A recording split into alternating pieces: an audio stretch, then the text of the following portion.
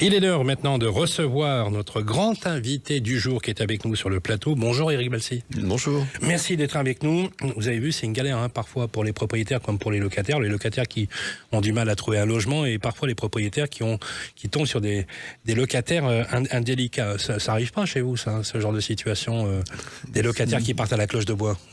C'est marginal, non, ça n'arrive pas. D'accord.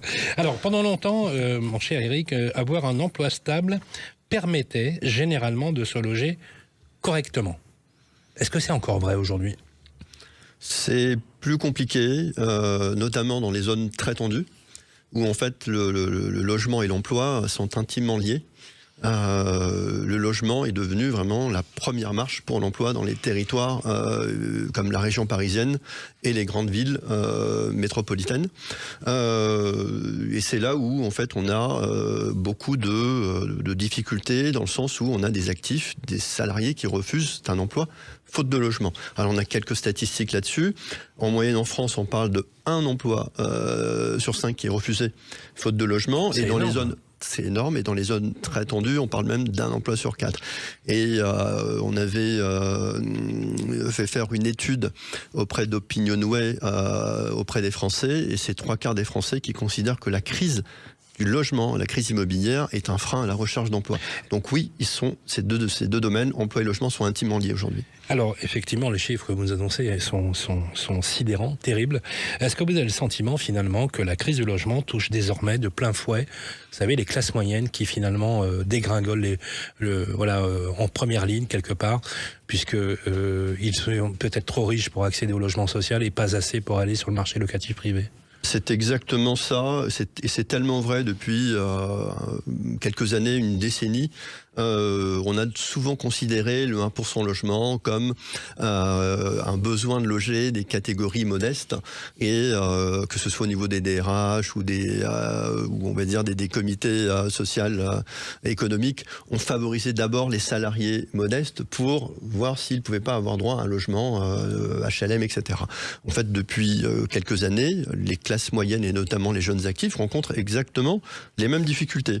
Donc aujourd'hui, ces classes moyennes non éligibles au logement social sont vraiment prises en étau entre un logement social dont ils n'ont pas droit. Et puis, en face, si on peut parler d'une offre privée, on ne peut même plus parler d'offre privée, parce qu'elle n'existe plus. C'est une offre qui se raréfie. Bien sûr. Donc, ce sont effectivement des populations qui aujourd'hui rencontrent beaucoup plus de difficultés. Et la petite nouveauté qui m'avait surpris, qui me surprend encore, c'est lorsqu'on va voir des élus locaux aujourd'hui, des maires.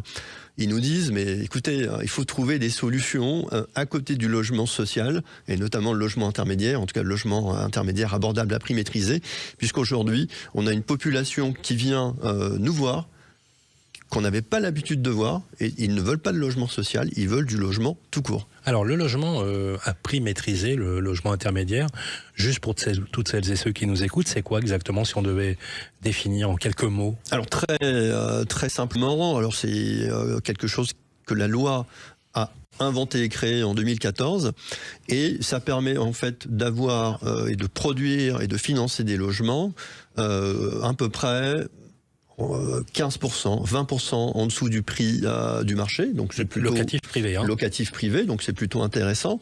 Chez INI, on parle à peu près de 300 € d'économie par mois. C'est pas neutre du tout. C'est pas neutre. Et c'est pas magique, hein. Qu'est-ce qui fait qu'on arrive justement par rapport au privé à pouvoir appliquer cette décote? En fait, on a une TVA qui est à 10 au lieu de 20, et puis on a un crédit d'impôt qui vient neutraliser la taxe foncière. Voilà, donc ces deux éléments, ces deux avantages fiscaux nous permettent de décoter les loyers, donc en moyenne de 15 à 20%. Alors on l'a vu, les Français décrochent. On a l'impression que ces classes sociales finalement vivent une véritable relégation sociale, on peut le dire comme ça. Oui. C'est qui ces Français qui sont pénalisés? Lorsqu'on voit par exemple les chiffres, on voit, vous allez nous le confirmer, le logement est devenu maintenant le premier poste de dépense subi, ce qu'on appelle une dépense contrainte par les ménages. C'est effectivement le premier poste de dépense, et la moyenne est située entre 25 et 30%, donc c'est pas neutre, et plus dans les zones très très tendues. Ces Français, c'est souvent les jeunes actifs qui ont voilà, leur premier emploi. Il faut savoir que chez Engie, quand on loge à peu près, si je devais donner quelques chiffres, chaque année à peu près 9000 ménages. C'est pas neutre. Parmi ces 9000, on a à peu près en moyenne un peu plus de 93-94% de salariés. Donc de jeunes actifs qui a un âge moyen voilà, de 34 ans. Qui gagne plutôt correctement sa vie, qui va être à l'année à 50 000, à 55 000, c'est le salaire du ménage. Donc c'est pas neutre, mais par contre, il rencontre beaucoup de difficultés, puisque pour une partie importante, c'est des gens pour qui c'est le premier logement. En fait, ils habitent chez leurs parents, ils ont leur premier emploi. Et on avait la maire d'Orlyville nous avait demandé des statistiques sur un logement qu'on a livré. Elle voulait savoir à peu près d'où venaient les locataires. Et donc, pour la moitié, en tout cas dans cet exemple-là, venaient effectivement. Ils étaient hébergés à titre gratuit, ils habitaient toujours chez leurs parents. Merci Eric Balsi. Vous restez avec nous, si vous voulez bien, parce qu'on va travailler justement sur comment les Français adaptent leur choix de vie face à cette nouvelle réalité du logement. C'est ce qu'on verra ensemble après une petite pause. Vous en parlons IMO, à tout de suite sur Sud Radio. De retour justement avec vous, Eric Balsi, directeur général d'Engie. On l'a vu, les vertus sont extraordinaires du logement intermédiaire. Vous savez ce que je me dis ? Je me dis que pourquoi on n'en fait pas plus ? Parce que la formule du logement intermédiaire, elle est hyper adaptée à la situation contemporaine. On galère pour se loger, on vit chez ses parents, on peut parfois refuser un job parce qu'on n'a pas de logement. On devrait aujourd'hui prescrire du logement intermédiaire partout dans ce pays, quoi. Tout à fait, et notamment dans les zones les plus tendues, oui. C'est là où il y a effectivement le besoin. Le logement intermédiaire, si on devait le redéfinir, parce qu'on l'a défini tout à l'heure, mais de manière un peu différente, c'est de dire que s'il y a un écart conséquent entre le loyer du social et le loyer du privé, il y a la place effectivement pour faire du logement intermédiaire. Le logement intermédiaire a aussi une vertu, c'est qu'elle permet, nous c'est à peu près 10 à 15% de ménages qui viennent du logement social. C'est-à-dire que finalement on gagne un peu mieux leur vie. Un peu mieux, voilà. Ils évoluent. Ils sont sur des tarifs où, vous savez, dans le logement social, dès que vous avez des revenus qui augmentent, vous payez un surloyer. Donc plutôt que de payer un surloyer, autant habiter un logement intermédiaire qui est davantage pour eux. Et ça permet aussi de libérer du logement social. Ça permet aussi à des travailleurs clés, parce que parmi les populations qui rencontrent aussi beaucoup de difficultés, on a quelques travailleurs clés qui sont limite logement social, mais qui peuvent tout à fait, on va dire, payer un loyer intermédiaire. C'est qui, par exemple, aussi infirmiers, des infirmiers, médecins, effectivement, voilà, pompiers, tout ce qu'on appelle les premières lignes, quoi. Les premières lignes, en fait, qui eux, souvent on parle de télétravail, mais eux, ils ne télétravaillent pas. Et dans les zones très très très tendues, on a besoin d'eux. Et effectivement, pour une catégorie, le logement intermédiaire est une vraie solution. Eric Balsi, est-ce que les Français déménagent moins qu'avant ? Oui. Je pense que oui, forcément. Le déménagement, alors nous, on regarde pas forcément cet indicateur, mais on regarde les taux de sortie, ce qu'on appelle la rotation chez nous. Et j'ai été assez frappé lors d'échanges avec nos partenaires, et notamment, ce que je peux citer, la Banque des Territoires, parce qu'on regarde beaucoup et on travaille beaucoup ensemble. Et vous savez que dans le logement social, aujourd'hui, le taux de rotation est en moyenne en France de 4%, et dans les zones très tendu, il est descendu à 2%. Donc autant dire que les gens ne bougent plus dans le social. Ah oui, bien sûr. Dans l'intermédiaire, on avait nous l'habitude d'avoir des taux autour de 14-15%. Aujourd'hui, on est plutôt autour de 10%. Ce qui est plutôt faible, vous voyez, pour des loyers qui sont quand même... Alors, ce que vous dites est symptomatique, finalement, de la situation. Est-ce que le télétravail, par exemple, a changé la manière de choisir son logement ? Et je voudrais même engager après sur le principe de propriété. Est-ce que la propriété ou l'accès à la propriété, ça reste encore un objectif pour les jeunes actifs ? Alors sur le télétravail, oui, ça a changé beaucoup de choses, mais ce qu'il faut savoir aussi, c'est que les entreprises essayent aussi de faire venir un peu plus au travail, et donc du coup il y a aussi besoin de liens sociaux, beaucoup on va dire de projets en entreprise ont besoin de présence, le management aussi souffre de ça, donc il y a des jours de présence un peu plus importantes, et chez Engie par exemple on développe une offre de résidence emploi et mobilité qui sont destinées notamment à des cadres en mobilité ou à des cadres en télétravail qui peuvent justement au moment où ils peuvent peuvent emménager à la mer et venir travailler sur Paris, venir occuper ces résidences emploi et logement sur quelques périodes. Voilà, donc il y a une certaine souplesse puisqu'ils sont équipés, ils sont aménagés et avec des loyers qui sont beaucoup plus abordables que l'hôtel. Et ça marche. Et ça marche très très bien. Les taux d'occupation de ce type de résidence, ils sont excellents. Ils sont au-delà de 80% parce qu'il y a un vrai besoin entre effectivement ceux qui doivent quand même venir travailler au bureau de temps en temps et croyez-moi, l'hôtel qui est quand même assez impersonnel et voire à la longue assez cher, c'est ce type de résidence est une vraie solution. Concernant l'accès à la propriété, c'est toujours aussi vivace ?